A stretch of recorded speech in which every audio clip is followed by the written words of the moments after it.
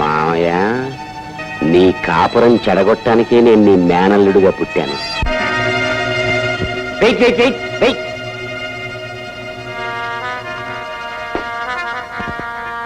ఓహో, కుస్తా బహార్ బ్రహ్మాండంగా ఉంది. అస్సలు సోడా కలపకుండా తాగండి.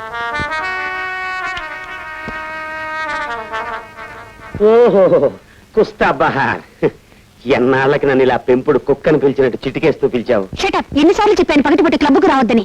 అవును, పగటిపూట రావద్దన్నావు, పెళ్ళామా అని పిలవద్దన్నావు.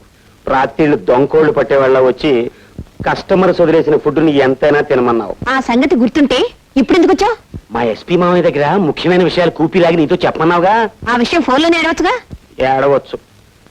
అసలు నా బతుకే ఏడుపైపోయింది. చక్కగా మా మామయ్య కూతురుని చేసుకోవలసినండి.